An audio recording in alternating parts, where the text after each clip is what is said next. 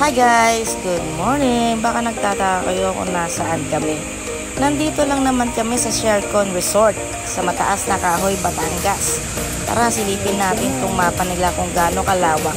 At itutur na rin namin kayo kung gaano kadami ang mga pools nila.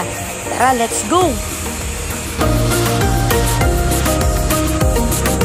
Ito nga palang nabili namin ng Japanese kubo dahil sa pagkalang nakaupo. At tayo ay magbe-breakfast at lunch na dahil mahaba-habang ating lalakarin para maikot natin itong resort na to kasi sobrang lawak. Tara na! Where can you go na? Okay, left or right?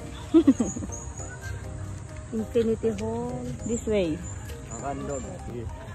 Left or right again? Where are we going? Ayan. Huh? There's a Club Manuel Hall cabin. Ayan ang Infinity Hall.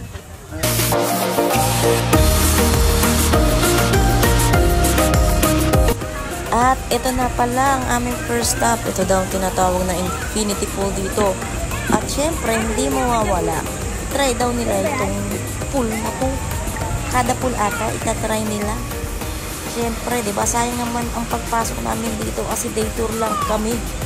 At hindi rin pala ako pwedeng maglublo o magpasaman lang sa pool.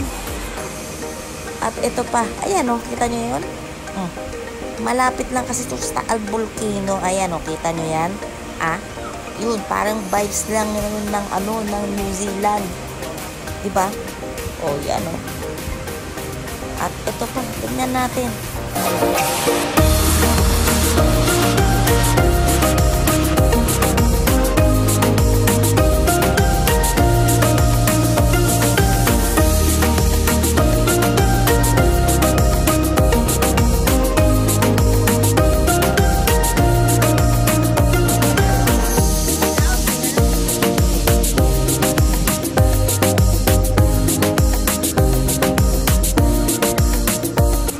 At yung pool na yan sa baba, hindi yan makakaligtas sa atin.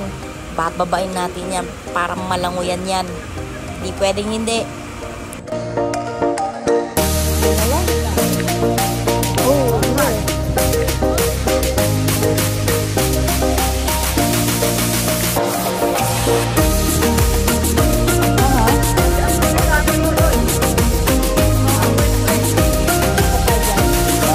At kung kayo ay coffee lover, meron din sila ditong coffee shop. Ayan o.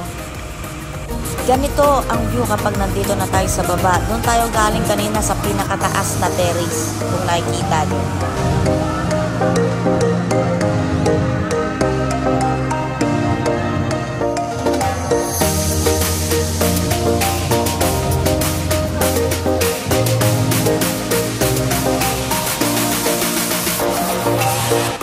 At ito nga pala ang kanilang convenience store. Pwede ka mag-dine-in or mag-order kahit nasa cottage ka. Sila na magdi-deliver nun sa cottage nyo. At pwede ka na rin bumili ng souvenirs nyo ng mga t-shirt. Walang humpay na lakaran kasi sobrang lawak nga dito sa Shercon Resort. At ito na. Tatry namin ang kanilang hanging bridge. Siyempre, medyo nakakalula rin siya. Kahit yan, akala nyo ba kahit ganyang kababayan, di nakakalula? Aba, malulula ka rin talaga.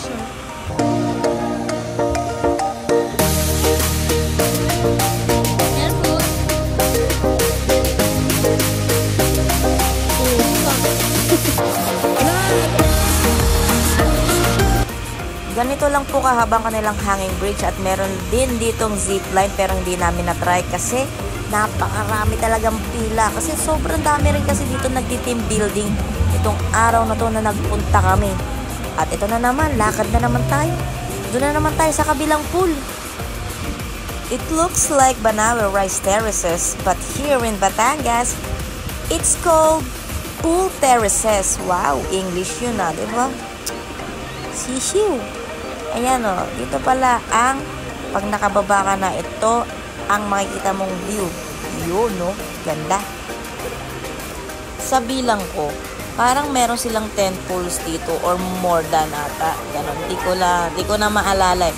Basta yon, ang mga activities pala nila dito ay go-kart, maze, more climbing, zip line, and mini golf. Hindi lang namin sila na-try lahat kasi wala na kaming oras, kasi puro ano na lang ginawa namin. At syempre, after namin dito, nagpatuloy kami papuntang Tagaytay para mag-dinner. Kasi gabi na, di ba?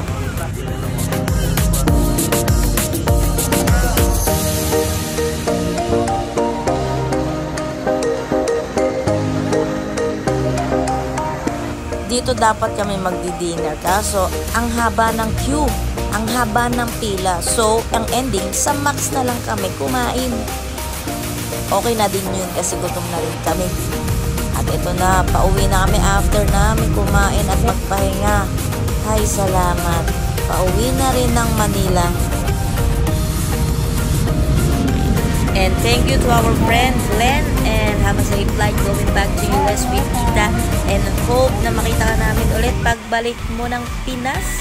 At sana nag-enjoy kayo guys sa panonood ng video na to. Yun lang. Bye-bye! Ciao!